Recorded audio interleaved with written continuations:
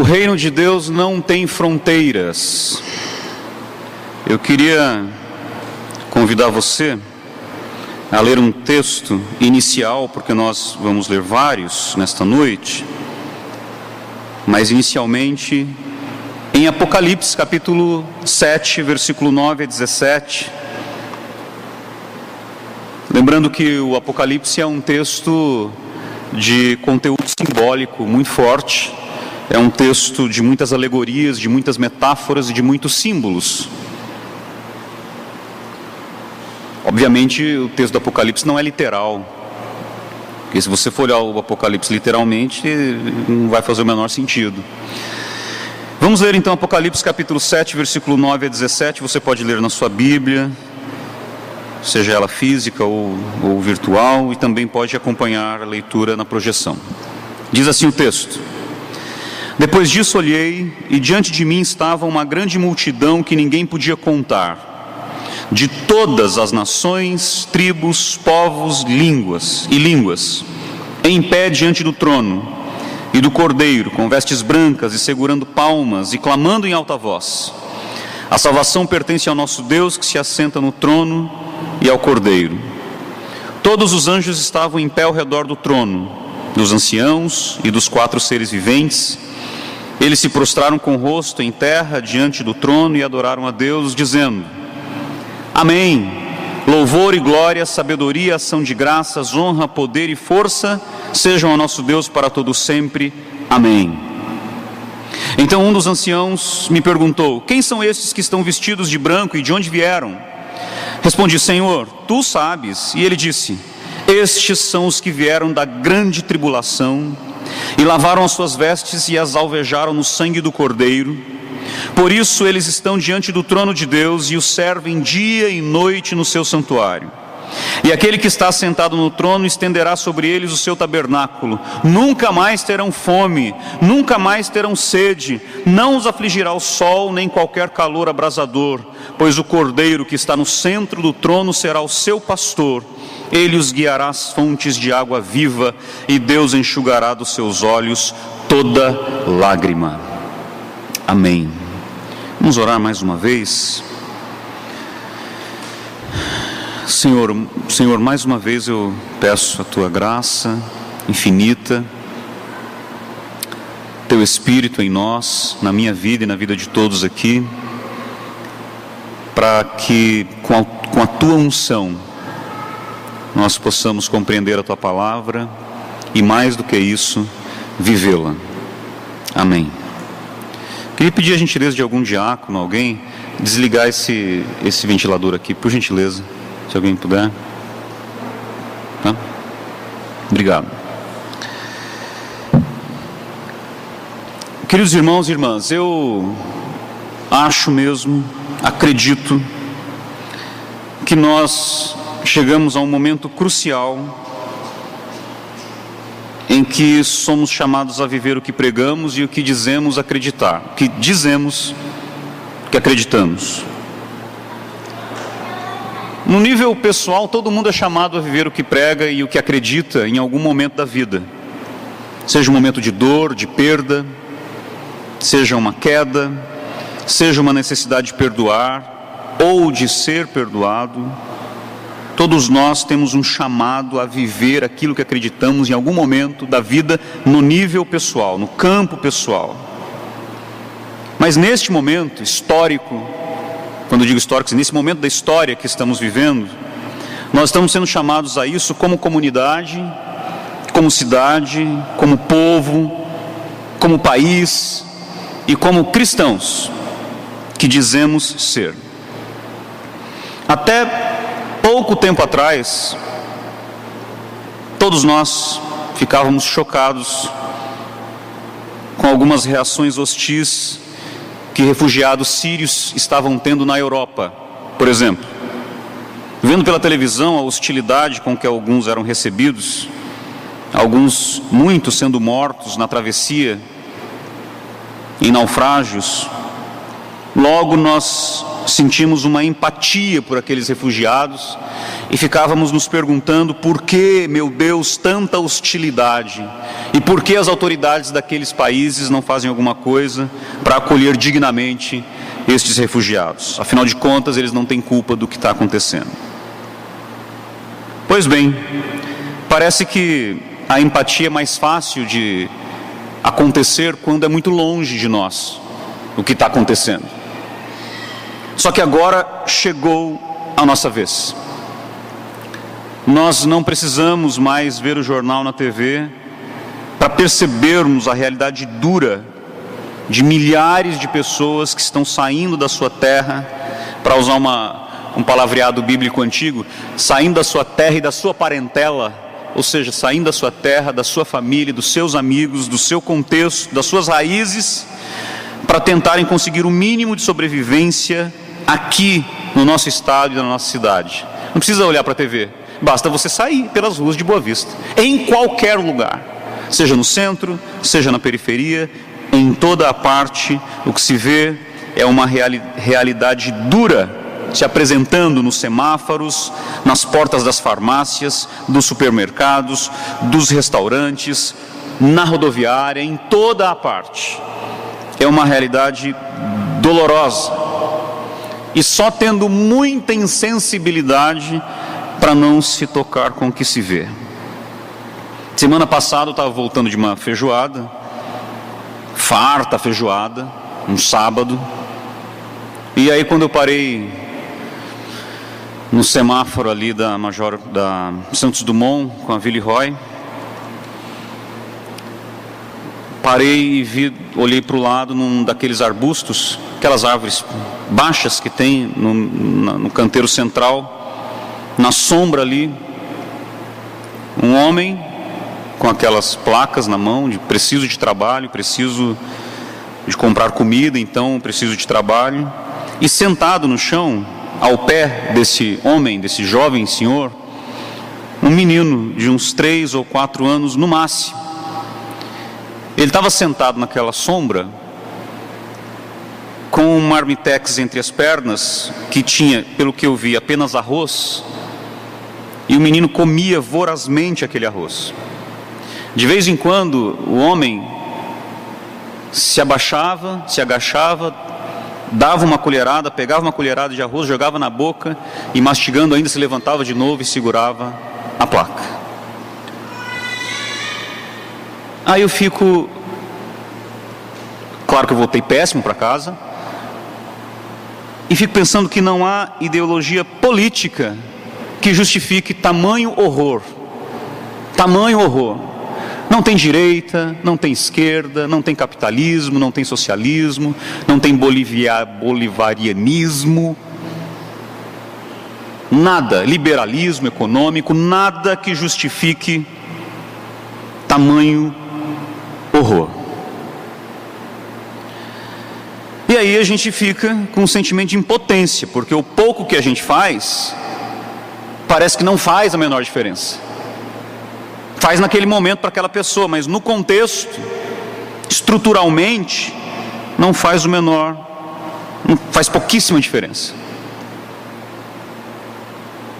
E aí, quando qualquer órgão de governo, municipal, federal ou estadual, e todos eles estão tomando iniciativas a respeito, quando um desses órgãos de governo decide fazer alguma coisa de maneira estrutural, ampla, que possa realmente alterar o estado de coisas, aí o mundo vem abaixo. E nós temos visto isso nos últimos dias. O mundo vem abaixo, a revolta é gigantesca, e o ódio é exposto de maneira despudorada. Isso me lembra muito uma fala do Dom Helder Câmara, um grande bispo da Igreja Católica, cardeal da Igreja Católica, que revela muito o sentimento de muita gente. Ele disse assim uma vez: quando dou comida aos pobres, me chamam de santo. Quando pergunto por que eles são pobres, chamam-me de comunista. Então, se eu dou comida para o pobre, nossa, que coisa linda, é um santo. Mas se eu quero saber as razões estruturais, históricas, sociais e econômicas pelas quais aquele pobre é pobre, aí não pode mexer nisso não. Deixa assim como está. Deixa do jeito que está. Deixa os pobres ficarem sempre pobres. Dar um prato de comida para um faminto é necessário. E é bom para ambas as partes. Para quem recebe, que vai matar a fome naquele momento pelo menos, e para quem dá. A pessoa vai lá, faz essa boa ação, fica com um sentimento bom, que fez alguma coisa para alguém que estava precisando. Isso acaba amenizando a nossa consciência das coisas erradas que a gente faz na vida, de tudo que a gente faz de ruim. Ameniza a nossa consciência. Talvez até role um post no Facebook, né, mostrando o exato momento que você entrega o prato de comida para o pobre. Aí você joga no Face para ganhar alguns likes, quem sabe alguns comments, dizendo que linda ação que você está fazendo, beleza, que atitude bonita. Mas se alguma medida é tomada para que aquele pobre faminto tenha as próprias condições de ele mesmo comprar a comida e não depender da caridade, daquilo que sobra na nossa mesa, mas que ele tenha condição de adquirir e comprar a própria comida, bom, aí não. Aí está errado. Aí é comunismo. Aí não está certo. Quando há políticas de distribuição de renda, de acesso a oportunidades, não pode. Tem que depender da nossa caridade. Não tem que depender da nossa caridade. Tem que depender de mudanças estruturais. Porque fica parecendo que a gente quer que o pobre sempre fique pobre para poder pedir comida, para eu poder me sentir bem ao dar um prato de comida para o pobre. Não pode ser assim. Tem que ser além disso. O mundo ideal é que ninguém precise depender da caridade de ninguém, mas que todos tenham condições, como na utopia do vilarejo, de ter as mesas fartas, de ter filhos fortes, de ter portas e janelas sempre abertas. Essa é a utopia cristã que nós temos que procurar, perseguir, buscar. Parece que a gente quer que tenha alguém sempre pobre e faminto para a gente se sentir superior, para a gente dizer, puxa, eu não estou tão lascado quanto esse pobre faminto, e voltar para casa com aquele sentimento, ai Deus, obrigado, porque eu não sou como este pobre faminto que está na beira da estrada pedindo comida. Mas não é assim que é para ser, queridos irmãos e irmãs. Nós estamos sendo chamados a cumprir o Evangelho de Jesus Cristo, se é que nós somos chamados, se é que nós somos cristãos de verdade, como nós nos dizemos ser. Lamentavelmente, o que eu tenho visto num país, numa cidade, num estado, em que a maioria absoluta das pessoas se declaram cristãs, é um sentimento realmente de intolerância saindo do armário. É muito preconceito, é muita falta de compaixão, de solidariedade. Lembrando que compaixão e solidariedade são valores fundamentais da mensagem cristã. Nós somos chamados, queridos amigos e irmãos, nós somos chamados a amar o próximo, mas nós não estamos conseguindo sequer tolerar o próximo. Veja que Jesus não diz: tolere o próximo como a você mesmo, porque tolerar é só admitir que ele exista, só isso. Não querer destruí-lo, não querer tirar ele de cena, isso é tolerar. Mas Jesus não nos manda tolerar os nossos inimigos ou o próximo. Ele nos manda amar. Ame o próximo como a você mesmo. E ele diz mais, ele diz que eu tenho que amar o inimigo.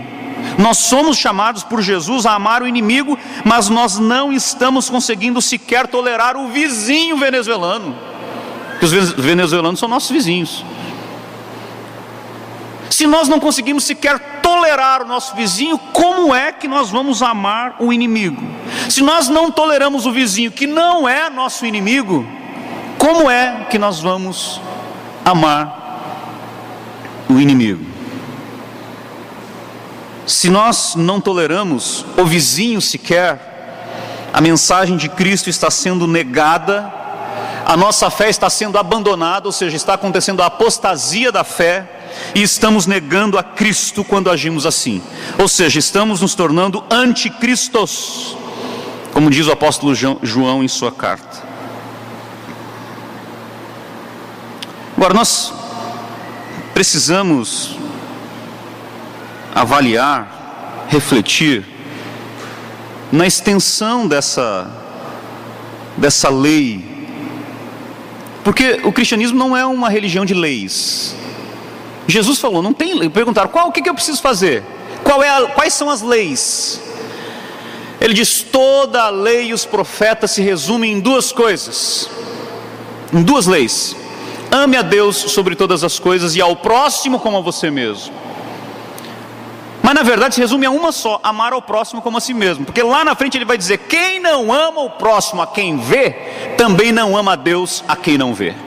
Então na verdade se resume a amar ao próximo como a si mesmo. E aí, será que nós estamos sendo minimamente coerentes com esta lei quando não toleramos a presença dos nossos irmãos venezuelanos em nossa cidade? Quando nós queremos que eles voltem pelo caminho que vieram? Quando queremos tirar da nossa frente? Que tipo de cristãos somos? Não somos. Quero dar uma péssima notícia para quem não tolera os irmãos venezuelanos em Boa Vista. Se você não os tolera, mude o título da sua religião. Ela não é cristã, é qualquer outra, menos cristã. Porque aí a gente canta aqui na igreja, o amor é o que nos faz um, nós vamos estender a mão, o amor é a nossa bandeira, é a nossa canção e a nossa ação. E amanhã no semáforo, nós dizemos, não, vai embora, não quero vocês aqui. Ou então corre para o Facebook e diz, malditos venezuelanos que são tudo ladrão e bandido. Cadê a mínima fé cristã? Cadê a mínima prática cristã? Olha só como são as coisas. Nós ficamos horrorizados uns dias desses agora, 2 semanas atrás. Muitos de vocês ficaram horrorizados também quando a gente viu neonazistas americanos e supremacistas brancos se afirmando superiores a todos aqueles que não fossem brancos, os latinos, os negros, os judeus. E aí a gente fica chocado ao pensar que aquele pessoal quer oprimir negros, quer oprimir latinos, quer oprimir judeus. Mas será que nós não estamos reproduzindo isso no nosso quintal? Porque aquele pessoal lá acredita que Jesus é branco, de olho azul e americano. Existe uma pesquisa, eu li agora recente, que tem muitos americanos que acreditam que Jesus é americano. E aqueles que não acreditam que ele é americano, acreditam que ele é parecido com os americanos típicos, brancos de olho azul, caucasiano. E Jesus, a gente sabe muito bem, era um palestino. Pele queimada, cabelo desgrenhado, andando pelas ruas, estradas empoeiradas da Palestina. Mas o reino de Deus, queridos irmãos e irmãs, não tem fronteiras. As fronteiras são criadas por homens. O que é uma fronteira? Senão uma linha imaginária. Daqui para lá é tal país, daqui para cá é tal país. É uma linha imaginária. O que é fronteira? A gente cria. O mundo foi criado sem fronteiras. Nós aqui inventamos as fronteiras. E a fronteira serve para quê? Para isolar, para separar, para impor domínio. E isso não tem nada, absolutamente nada a ver com o reino de Deus. Porque o reino de Deus não tem fronteiras. O reino de Deus é um reino de diversidade. No texto que tem na projeção, Tiago, Apocalipse 7, versículo 9. Depois disso olhei, e diante de mim estava uma grande multidão que ninguém podia contar, de todas as nações, tribos, povos e línguas, em pé diante do trono e do Cordeiro, com vestes brancas, segurando palmas. Todas. Na utopia cristã e na linguagem simbólica do Apocalipse, O céu é povoado de gente de todo tipo, de todas as nações, de todas as tribos, todos os povos, todas as línguas, todas as nacionalidades, todas as crenças, todas as origens, e por que não dizer, todas as religiões, porque o céu é um lugar de diversidade. Se não fosse assim, ia ser um inferno tedioso, cheio de gente igual, um tédio eterno viver num céu assim. Mas o céu é cheio de gente diferente. E quem são eles? De onde vêm? Tem no texto, tem na projeção também, a segunda parte do texto, em que ele diz: estes são os que vieram da grande tribulação e lavaram suas vestes e as alvejaram no sangue do Cordeiro. Por isso eles estão diante do trono de Deus e o servem dia e noite em seu santuário. E aquele que está sentado no trono estenderá sobre eles o seu tabernáculo. Nunca mais terão fome, nunca mais terão sede, nem os afligirá o sol, nem qualquer calor abrasador. Pois o Cordeiro que está no centro do trono será o seu pastor. Ele os guiará às fontes de água viva, e Deus enxugará dos seus olhos toda lágrima. Esse é o reino de Deus. Este é o reino de Deus. E alguém poderá dizer: beleza, então deixa com Deus, né? Quando eles morrerem, eles vão para esse lugar aí que você está falando, que é o céu. Afinal, você está falando do céu. Aí, queridos, diante de um cinismo desse, que isso é um cinismo de uma pessoa que fala um negócio desse, eu respondo com a oração que Jesus nos ensinou, o Pai Nosso. O que ele diz? Pão nosso de cada dia nos dá hoje. Venha a nós o vosso reino. Venha a nós aqui na terra o vosso reino. Seja feita a tua vontade, assim na terra como no céu. Ora, se o reino de Deus é isso aqui tudo que nós lemos, eu tenho que trazer para a nossa realidade terrena e agora esse céu. Ah, mas isso é impossível. Mas eu tenho que tentar trazer pelo menos um pouco. Se eu não consigo eliminar a fome, eu tenho que tentar diminuir. Se eu não consigo eliminar a sede, eu tenho que tentar diminuir. Se eu não consigo enxugar todas as lágrimas, pelo menos algumas eu tenho que tentar. Porque este é o reino de Deus, e eu tenho que trazer o reino de Deus para a nossa realidade hoje, agora, para cumprir a palavra de Jesus. Seja feita a tua vontade assim na terra, como ela já é feita no céu. Nós somos chamados a viver os valores do reino de Deus aqui e agora, aqui na terra. E voltando ao mandamento maior de amar ao próximo como a você mesmo, esse mandamento nós podemos dizer que tem pelo menos dois desdobramentos. Um desdobramento pessoal e um social e comunitário. O pessoal é a compaixão da pessoa. Sentir compaixão, sentir empatia, pôr-se no lugar do outro, sentir a dor do outro, que compaixão é exatamente isso, sentir a dor do outro, ou pelo menos tentar sentir, essa é a compaixão. E a dimensão social comunitária é a solidariedade. O que é a solidariedade? É a ação efetiva que vem da compaixão. Eu tenho compaixão, então serei solidário, comunitariamente, socialmente solidário, que são as ações efetivas. E é isso que a gente tem visto? Pergunto eu.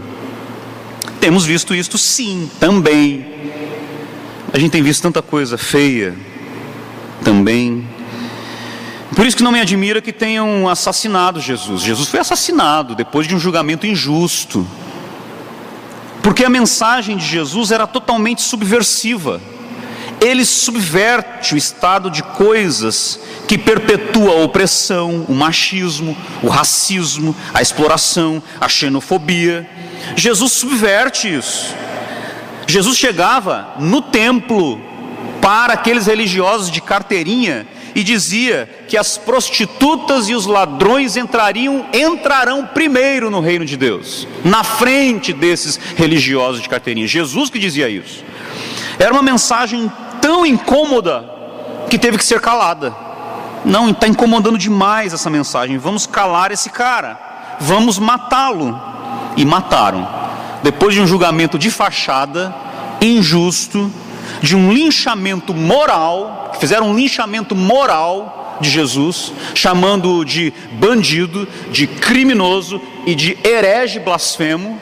Depois desse linchamento moral, cravaram Jesus numa cruz. Aquele pessoal que assassinou Jesus, como tem muita gente parecida hoje em dia também, já achava que bandido bom é bandido morto.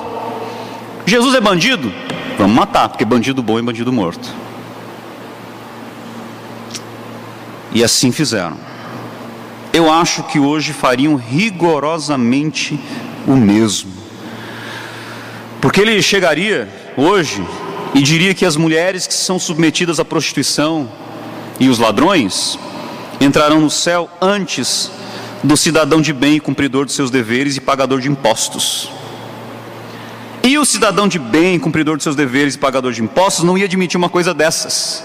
Então o movimento para eliminar Jesus ia ser bem rápido e bastante eficaz. Acredito que bem mais rápido que foi naquela época, que demorou 3 anos naquela época. Hoje, nos 2, 3 meses ele seria eliminado, rapidamente. Porque a mensagem de Jesus é subversiva, a mensagem de Jesus é contracorrente, é incômoda, porque a mensagem de Jesus diz: acolha o estrangeiro, o órfão, a viúva, vista o nu, dê comida para o faminto, dê água ao sedento, visite o preso e o doente. Esta é a mensagem de Jesus, subversiva. E não só a mensagem de Jesus. Se nós olharmos para o Velho Testamento, como diz nosso irmão Adriano, lá para o vovozão, o texto tem aí, Tiago, Êxodo 22 e 21, quando Moisés estava decodificando toda a lei lá que foi trazida no deserto, ele diz: não maltratem nem oprimam o estrangeiro, pois vocês foram estrangeiros no Egito. Depois, mais adiante: não oprimam o estrangeiro, vocês sabem o que é ser estrangeiro, pois foram estrangeiros no Egito. Depois, em Zacarias 7, também tem na projeção, o profeta diz: e a palavra do Senhor veio novamente a Zacarias: assim diz o Senhor dos exércitos, administrem a verdadeira justiça, mostrem misericórdia e compaixão uns para com os outros, não oprimam a viúva e o órfão, nem o estrangeiro e o necessitado, nem tramem maldades uns contra os outros. Está na Bíblia, está aqui, literalmente. Mas a gente acha que vir para a igreja cantar umas canções, ler a Bíblia e depois ter atitudes odiosas, está tudo certo. Não está tudo certo. Isaías já falava: esse não é o verdadeiro jejum que eu aceito. O verdadeiro jejum é praticar a justiça, é acolher o estrangeiro, é alimentar o faminto. Aí a Bíblia fala de compaixão, mas cadê a compaixão? Na primeira oportunidade, a pessoa diz: vão gastar os meus impostos. Eu acho legal isso, sabe assim? Os meus impostos que eu pago rigorosamente. Até parece que a pessoa gosta de pagar imposto, né? Ela odeia pagar imposto. Os meus impostos com esses estrangeiros, que é culpa deles, tá assim, eles que escolheram o Maduro, eles que escolheram, agora que aguentem. Chega nesse nível a discussão. Será que eles estão assim porque escolheram? Será que aquele rapaz que estava naquela sombra, com o filho ao seu pé, comendo arroz puro vorazmente, está naquela situação porque ele escolheu aquela situação? Você escolheria essa situação? Ah, mas escolheram errado lá. Sim, quem é que não escolhe errado? Quantas escolhas erradas nós já fizemos, no nível comunitário, nacional e pessoal? Quantas? E aí dizem: mas por que não gasta esse dinheiro com brasileiros? Mas quando vai gastar com brasileiro, diz que está errado também, que não pode ajudar esse pessoal que não quer saber trabalhar, não sei o que, isso que lá. O discurso é sempre o mesmo, só muda o povo. Ora são os pobres, ora são os venezuelanos, ora são os gays, ora são... Sempre tem que ter um grupo para odiar. Parece que é uma forma de você jogar sempre para o outro a culpa de todas as mazelas, para não olhar para os próprios defeitos, para as próprias mazelas. E daí quando você aponta o outro, você fica de fora. Agora deixa eu dizer uma coisa, especialmente para nós, para você, pagador de impostos, nós, pagadores de impostos. Tem uma notícia não muito boa. Pagar imposto não te faz uma pessoa especial. Sabe por quê? Porque todos pagam impostos. Inclusive o pobre paga tanto imposto quanto você quando ele vai comprar 1 quilo de feijão, 1 quilo de farinha. É igualzinho, o mesmo imposto rigorosamente, que para o pobre é muito mais pesado que para uma pessoa que tem mais recursos. Então, o fato de você ser pagador de impostos não te faz uma pessoa especial, porque todo mundo é assim. Segundo, outra coisa que me deixou indignado. Segunda coisa, incoerência é uma coisa, humana é absurda. Segunda coisa, nós que moramos em Roraima, amo Roraima, estou aqui há quase 20 anos, sou roraimado. Então, por isso mesmo, eu tenho condição de dizer isso que eu vou dizer agora. Nós que moramos em Roraima, que somos daqui de nascimento, ou porque escolhemos aqui para morar, não temos moral para reclamar que nossos impostos estão sendo gastos com estrangeiros. Sabe por quê? Porque não são os nossos impostos, literalmente. Porque os impostos dos roraimenses não pagam as despesas do estado de Roraima. Roraima é deficitário. Roraima só sobrevive e existe como estado porque há repasses federais para o estado e para os 15 municípios. Só por isso. Porque se fosse depender da renda que é gerada aqui em Roraima, nós não existiríamos como estado. Ou seja, nós já vivemos de ajuda nacional. E aí quando um paulista snob, e tem, quando um paulista snob vem dizer que não gosta do norte e do nordeste porque eles lá em São Paulo sustentam o norte e o nordeste com os impostos dele, nós achamos ruim. Ah, não, meu filho, não é assim não, isso aqui está na Constituição, tem que ser assim, não pode, você não pode falar assim da gente não. Você percebe que nós estamos fazendo rigorosamente a mesma coisa com relação aos venezuelanos? Repetindo o mesmo argumento, a mesmíssima coisa, a mesma coisa que nós repudiamos que os outros falem de nós, nós estamos falando dos outros. Você percebe isso? Percebe a incoerência, o absurdo?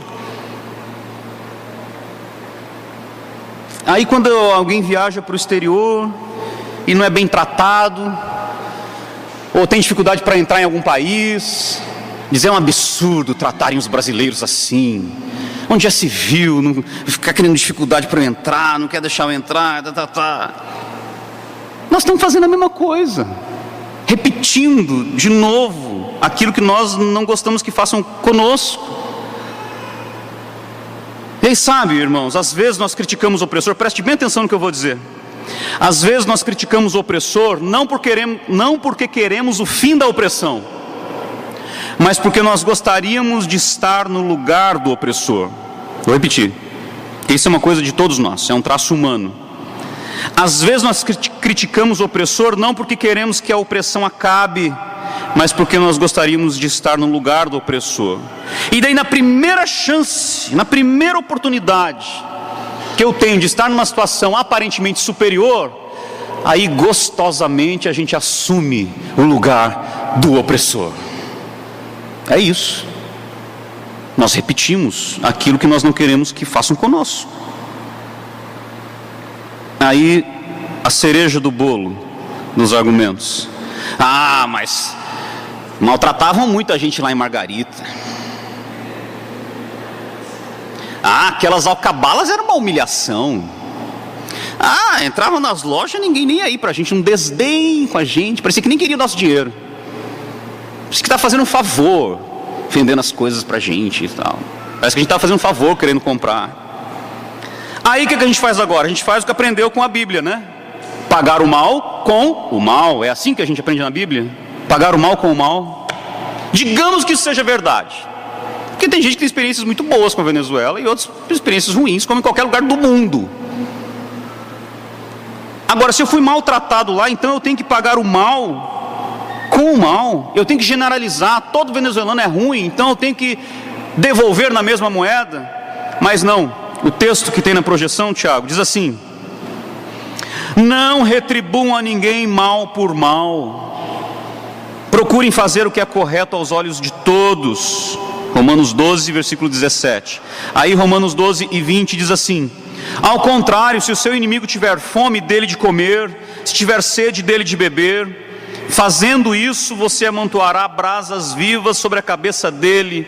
Não se deixem vencer pelo mal, mas vençam o mal com o bem. Esta é a mensagem cristã. Se eu fui maltratado, agora que eu vou tratar bem mesmo. Agora eu vou devolver tudo em dobro, o bem que eu não tive, agora eu vou fazer. Só para contrariar. É isso, o evangelho é só para contrariar. O evangelho é contra a corrente. O evangelho é contra a cultura. O evangelho é subversivo, subverte a ordem das coisas. Eu tenho que vencer o mal com o bem.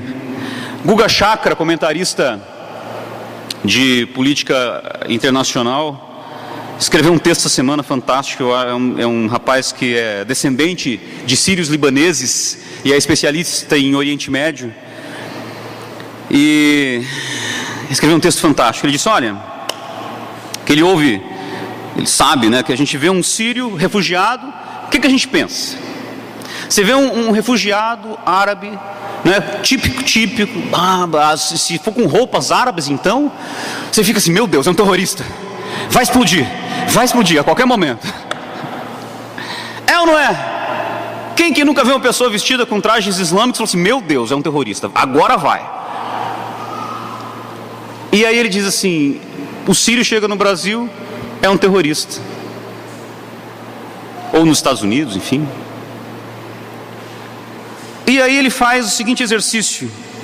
Digamos que no Brasil tivesse uma guerra civil, que é muito improvável, mas digamos que houvesse uma guerra civil no Brasil. E digamos que a situação aqui ficasse tão horrorosa que nós procuraríamos refúgio em países europeus. Nós, ou alguns que conseguissem chegar em algum país europeu, ia ser julgado pelo quê? Como? Se for pelas mesmas generalizações que nós fazemos dos sírios e dos venezuelanos, a pessoa ia jogar no Google, o europeu ia jogar no Google Brasil. O que tem no Brasil? 60 mil assassinatos por ano, mais do que toda a Europa e Ásia e não sei o que. 60 mil assassinatos por ano. Joga no Google mais coisa. Os países que mais têm estupro no mundo. Joga no Google. Corrupção não precisa nem de estatística, né? Precisa de estatística, corrupção. Aí quando o europeu visse o brasileiro refugiado, Google, Brasil, brasileiro, Google, refugiado, brasileiro é assassino, estuprador e corrupto. Você diz, não, mas eu sou médico, tenho meu diploma, não, eu sou advogado, eu tenho carteirinha da OAB. Me respeite. Não, lá no Brasil eu era servidor público muito respeitado. No Brasil, meu amigo. Aqui, refugiado, você é só um brasileiro assassino, corrupto e estuprador. Porque pela generalização é isso que você é. Não importa o diploma que você tem. Porque é isso que a gente faz. Nós estamos fazendo isso, irmãos. Eu vejo as pessoas falando, venezuelano é tudo vagabundo, ladrão. Cuidado, venezuelano. Aí você vê pessoas, um médico trabalhando, todas as profissões são dignas, mas um médico trabalhando de caixa de supermercado, um advogado fazendo a limpeza de um prédio, profissões dignas. Mas você acha que eles, se pudessem estar nas profissões para as quais se formaram, não estariam? Claro que estariam, óbvio que estariam. Mas aí a gente olha para todos, para um, e toma por generalizações, e aí todo venezuelano é bandido, é ladrão. Você vê como são as coisas. Semana passada saiu essa notícia, eu fui atrás para ver. Um cadeirante, vocês devem ter visto essa notícia, um cadeirante foi assaltado por um brasileiro. Voltando para casa o cadeirante, o assaltante brasileiro apontou a arma e falou assim, me dá o que você tem. Ele falou, não tenho nada, não tenho celular, não tenho nada. Não tem nada. A cadeira eletrônica que ele ganhou do governo, cadeira eletrônica, daquelas que anda sozinha, enfim. Não tem nada, vou pegar a cadeira. O cadeirante entrou no tapa com o cara, mas não conseguiu, porque é cadeirante, não consegue andar. Ele pegou a cadeira do cara e levou embora. E o cadeirante começou a se arrastar na rua, pedindo socorro. Quem foi que socorreu o cadeirante? Um venezuelano. E agora? Por que a gente não faz outra generalização? Olha como todo venezuelano é solidário. Aliás, você não precisa nem fazer generalização. Tem venezuelano ruim, tem venezuelano bom, assim como tem brasileiro bom, tem brasileiro ruim, porque o ser humano é assim, a natureza humana é essa. O cara que socorreu o cadeirante foi para a avenida com eles arrastando, e aí ele falou, deu o telefone, ligou, chamou a polícia, chamou o socorro, chamou a família, e o cadeirante finalmente foi salvo, e estão atrás da cadeira até agora, porque não acharam a cadeira ainda. Eu me lembrei muito da parábola do bom samaritano, porque o samaritano era que todo mundo desprezava, e foi o samaritano que ajudou o judeu, que desprezava o samaritano. Nesse caso foi o venezuelano que a gente tanto despreza, que ajudou o brasileiro cadeirante vítima de um assalto por outro brasileiro. É muito parecido com a parábola do bom samaritano. Então eu quero que você não faça generalizações. Venezuelano não é santo, como brasileiro não é santo, mas são humanos. E nós somos cristãos, pelo menos dizemos ser. Eu tenho um último texto que eu quero ler com vocês, para encerrar essa reflexão. Um último texto e para mim o mais forte de todos. Mateus 25, eu vou ler o texto todo, de Mateus 25, 31 em diante, todo dessa parte, enfim, que fala do julgamento das nações. Mateus 25, versículo 31, diz assim: quando o Filho do Homem vier em glória, com todos os seus anjos, assentar-se-á em seu trono na glória celestial, todas as nações serão reunidas diante dele. Todas as nações, olha que forte isso, porque o acolhimento ao estrangeiro é feito pelas nações. Vamos imaginar que Boa Vista seja uma nação. Todas as nações e Boa Vista está lá no meio, sentada ali, esperando o julgamento. Vamos ver como é que Boa Vista vai ser julgada. Roraima vai ser julgado. Todas as nações reunidas diante dele, e ele separará uma das outras, como o pastor separa as ovelhas dos bodes. Colocará as ovelhas à sua direita e os bodes à sua esquerda. Então o rei dirá aos que estiverem à sua direita: venham, benditos de meu Pai, recebam como herança o reino que lhes foi preparado desde a criação do mundo. Pois eu tive fome e vocês me deram de comer, tive sede e vocês me deram de beber, fui estrangeiro e vocês me hostilizaram, mandaram de volta, disseram que eu sou ladrão, não me quiseram, não. Fui estrangeiro e vocês me acolheram, necessitei de roupas e vocês me vestiram, estive enfermo e vocês cuidaram de mim, estive preso e vocês me visitaram. Então os justos lhe responderão: Senhor, quando te vimos com fome te demos de comer, e com sede te demos de beber? Quando te vimos como estrangeiro e te acolhemos, ou necessitado de roupas e te vestimos? Quando te vimos enfermo ou preso e fomos te visitar? O rei responderá: digo-lhes a verdade, o que vocês fizeram a alguns dos meus menores irmãos, a mim o fizeram. Então dirá aos que estiverem à sua esquerda: malditos, apartem-se de mim para o fogo eterno, preparado para o diabo e os seus anjos. O pessoal podia ter pelo menos medo do inferno, né? Parece que nem isso tem mais, né? Então, voltando: apartem-se de mim para o fogo eterno, preparado para o diabo e os seus anjos. Pois eu tive fome e vocês não me deram de comer, tive sede e nada me deram para beber, fui estrangeiro e vocês não me acolheram, necessitei de roupas e vocês não me vestiram, estive enfermo e preso e vocês não me visitaram.